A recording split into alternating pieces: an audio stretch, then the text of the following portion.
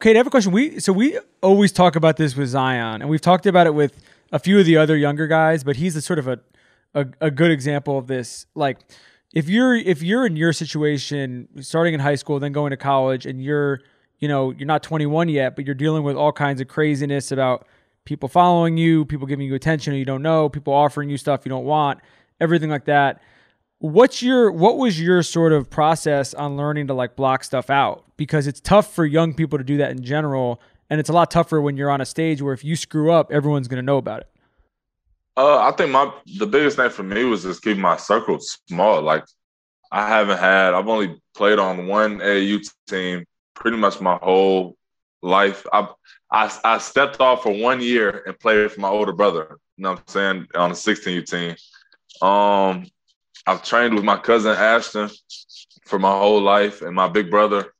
So it's been like very in home, and I feel like having that.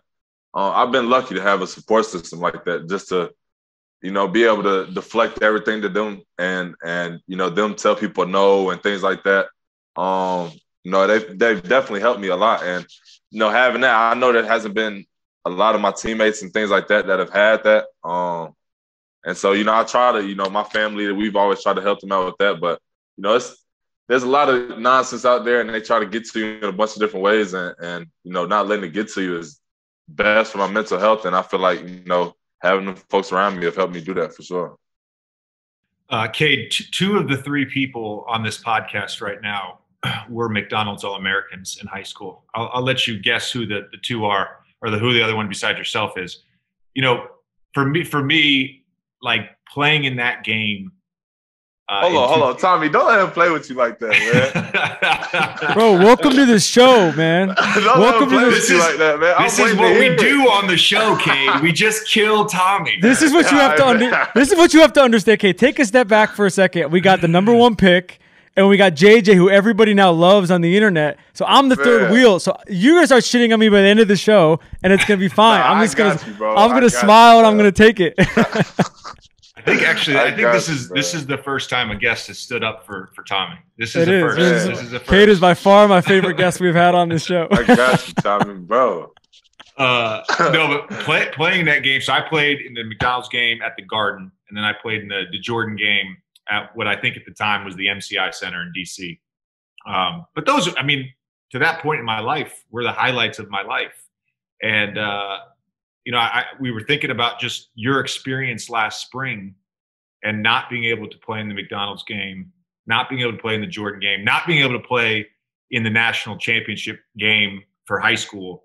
How I would imagine it's incredibly frustrating, but like, do you ever think back and be like, man, I'm bummed I didn't get to experience that? Man, in the moment, like there were so many different emotions going on.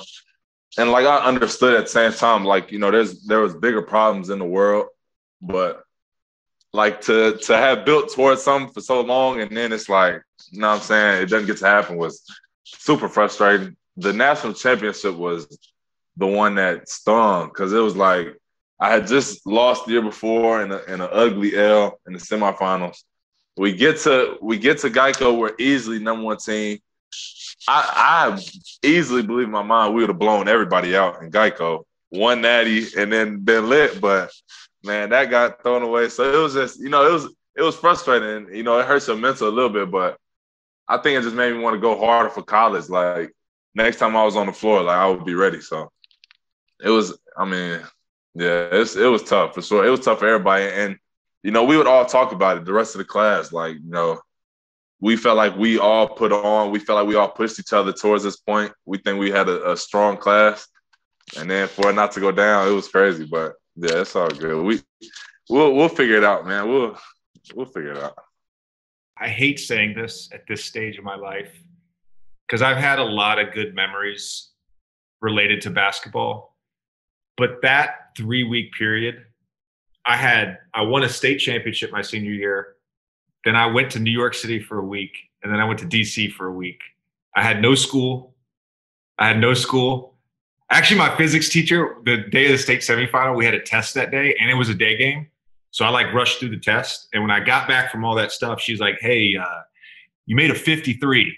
on your test. But she's like, I know you were probably rushed. She's like, I'll give you another go. You got 20 minutes to do it over. I was like, all right, cool. It made a B, so I'm good.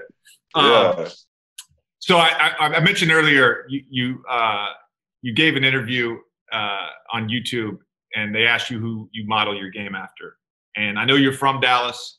I assume you grew up a Mavs fan, and you said Luka Doncic. You said my teammate Luka. Why Luka?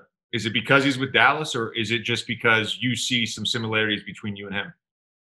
I mean, I said Luka a bunch early on, just because I feel like our body types probably resemble each other the most as far as like who I look like in the NBA and his role. He's a primary ball handler. He's the one kind of making the play. So that's why I say Luka a bunch. I mean, it's weird now because me and Luka are so close in age, and I've never just been the type of guy to be like, yeah, that's the guy I'm like. You know what I'm saying? So now I feel like it's kind of got blown out of something that I've wanted it to be, because soon I'll be playing against Luka, and I ain't about to be letting him say, yeah, you know what I'm saying? Trying to tell me that. So, but, his game, I mean, he's shooting a deep three, and I feel like, there's a lot of things we do that are pretty similar, and the way we just approach the game is pretty similar. So, yeah, he's big time, for sure.